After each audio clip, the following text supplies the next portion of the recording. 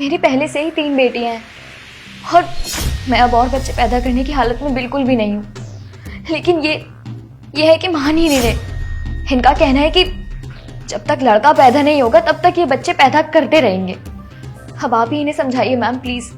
मैं इसी वजह से इनको यहाँ लेकर आई हूँ ताकि आप इन्हें समझा सकें कि मैं अब इस हालत में नहीं हूँ कि और बच्चे पैदा करती रहूँ। कमीनी कहेंगी, तूने तो मुझसे ये बोला था कि तेरे पेट में दर्द हो रहा है, इसलिए मैं तेरे को यहाँ पे लेके आया और यहाँ पर आके तू ये ड्रामा कर रही है। हाँ किया मैंने ऐसा, मजबूरी थी मेरी आपको यहाँ पर लेकर आना। अरे आप ही बताइए ना, अगर मैं ऐसा नहीं करती तो क्या करती मैं? मेरी बातें तो आपको समझ में आ नहीं रही कि अब मेरी हालत खराब हो चुकी है। मैं हमेशा बच्चे पैदा नहीं कर सकती आपके लिए। मुझे लगा यहाँ आऊंगी तो मैम आपको समझाएंगी, तब जाकर शायद आपको समझ में आए। तू चुप कर, तूने ये बात यहाँ पर बोल के ना अच्छा नहीं किया। वैसे भी ये हमारा पर्सनल मैटर था और तूने ये मैटर यहाँ पे खोल के बहुत गलत किया है। और हाँ, क्या कह रही थी तू कि मैं लड़का लड़का करता रहता हूँ? हाँ, मैं लड़का लड़का करता रहूंगा जब तक तू लड़का पैदा नहीं करेगी ना, जब तक मैं बच्चा पैदा करता रहूंगा। और वैसे भी ना ये सारी जो गलती है वो तेरी है, क्योंकि तू मेरे को लड़का पैदा करके नहीं दे पाई अभी तक।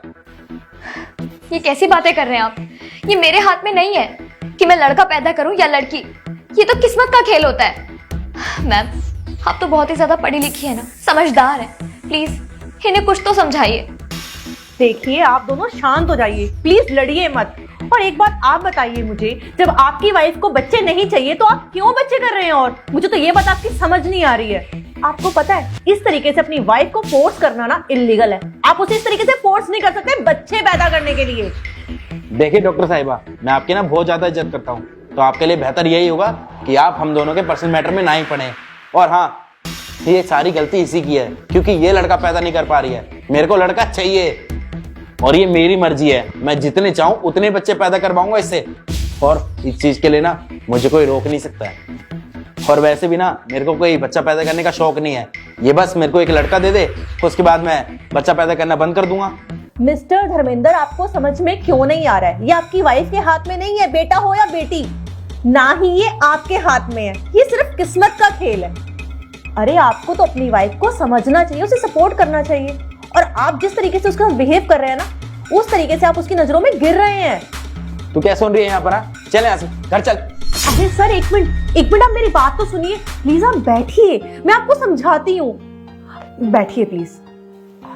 मैं आपसे कुछ पर्सनल क्वेश्चन करना चाहती हूँ, प्लीज आप माइंड मत कीजिएगा। अब आप जॉब कहाँ करते हैं? मैं एक फैक्ट्री में जॉब करता हूँ। ओह अच्छा। अब तो आपकी सैलरी कितनी है? यही कुछ 35-37 हजार रुपए। देखिए धर्मेंद्र जी, मुझे कहते हुए बिल्कुल भी अच्छा नहीं लग रहा है, पर आपकी सैलरी कितनी बोली आपने? 35 से 37 हजार। अरे आपके 3 बच्चे पहले ही हैं। आजकल इतनी सैलरी में होता ही क्या है? और आप एक बच्चा और चाहते हैं। आप सोचिए, जब 3 बच्चों का खर्चा आप इतने में नहीं उठा पा रहे हैं तो एक बच्चा और करने के बाद तो आप बहुत प्रॉब्लम में आ जाएंगे ना। मैं आपको एक बात बता दूं, दिल्ली जैसे बड़े शहर में रहना आसान नहीं है। आपके पास 3-3 बच्चे हैं, उनकी एजुकेशन का खर्चा है, वो क्या पहनते हैं, क्या खाते हैं, हर चीज का खर्चा होता है। और आपने मुझे बताया कि आप रेंटेड हाउस पे रहते हैं, तो आपको उसका रेंट भी पे करना पड़ता होगा। तो आप खुद सोचिए 35 से 37 हजार में आजकल होता ही क्या है। और आपकी ये बात ना मुझे बिल्कुल भी अच्छी नहीं लगी कि आप मुझे ये कह रहे हैं कि जब तक आपके घर लड़का पैदा नहीं हो जाएगा आप बच्चे पे बच्चे करते रहेंगे। अरे इससे आपका ही नुकसान है, किसी और का नुकसान नहीं है। आपको धर्मेंद्र जी ये बात क्यों नहीं समझ में आ रही है? देखिए धर्मेंद्र जी, अभी आपको एजुकेशन देनी है अपने बच्चों को। जब वो बड़ी हो जाएंगे उसके बाद आपको इनकी शादियों का भी सोचना है। अभी बच्चे बहुत छोटे हैं, अभी तो उनकी एजुकेशन का ही खर्चा है। जब फ्यूचर में बच्चे बड़े हो जाएंगे तो उनकी शादी का भी खर्चा होगा, तो फिर वो सब आप कैसे मैनेज करेंगे? लेकिन डॉक्टर साहिबा, वंश को तो लड़का ही आगे बढ़ाएगा ना। धर्मेंद्र जी, आप ये कौन से जमाने की बात कर रहे हैं?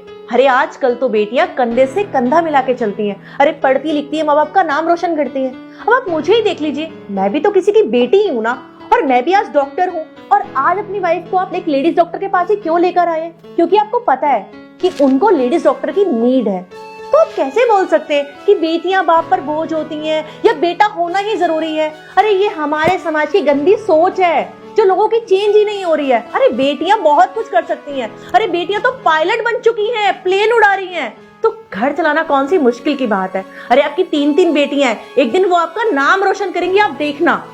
धर्मेंद्र जी मेरी बात को समझिए, आजकल बेटा और बेटी में कोई फर्क नहीं है, ये सिर्फ हमारी सोच का फर्क है। डॉक्टर साहिबा, शायद आप सही कह रही हैं, आज आपके समझाने पे मुझे इस बात का एहसास हुआ है कि शायद मैं बहुत गलत कर रहा था।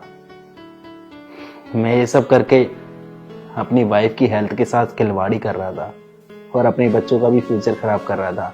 थैंक यू सो मच मुझे समझाने के लिए, और मैं आपसे वादा करता हूँ कि मैं आगे से कभी भी इस तरीके की गलती नहीं करूँगा। मुझे खुशी है धर्मेंद्र जी कि आपने मेरी बात को सुना और समझा। आपका बहुत बहुत शुक्रिया मैम। मैं तो उम्मीद ही हार चुकी थी कि इनको मेरी बातें समझ में आएंगी, क्योंकि मेरी कोई भी बात ये समझ नहीं रहे थे। लेकिन आपके समझाने से शायद इन्हें फाइनली समझ में आ गया है। बहुत बहुत शुक्रिया आपका। ठीक है धर्मेंद्र जी, तो आप इनका अच्छे से ध्यान रखिए और रेगुलर चेकअप के लिए मेरे पास लेकर आते रहिए।